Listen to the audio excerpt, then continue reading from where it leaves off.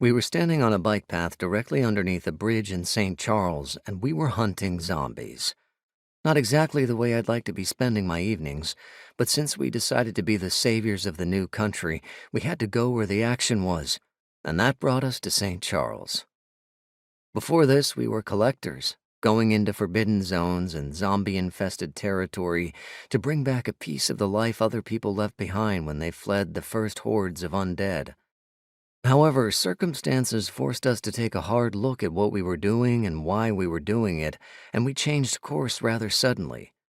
We realized we were trained for a different purpose, not just to go after other people's crap.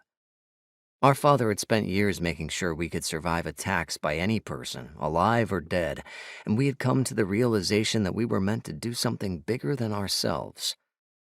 Jesus, it's dark tonight. Do you think we're nuts for being out here? Jake wondered. I was glad he couldn't see my face.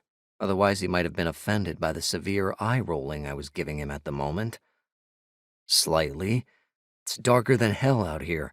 I can't hear a thing, thanks to the river next to me, and we're chasing zombies along a bike path at night. I'm not sure which part of that might qualify for sanity, I said. Good point. Wait, did you see that? Jake peered forward and stared hard at the shadows. I looked in the general direction that he did, although I didn't stare directly at the same spot. At night, you could actually see better using your peripheral vision. That was something Julia's father had taught us years ago. I couldn't see anything at first, but then it became clearer. Something was moving along the path, and it was slow enough to be a concern. Got it. Think it's a zombie? I asked.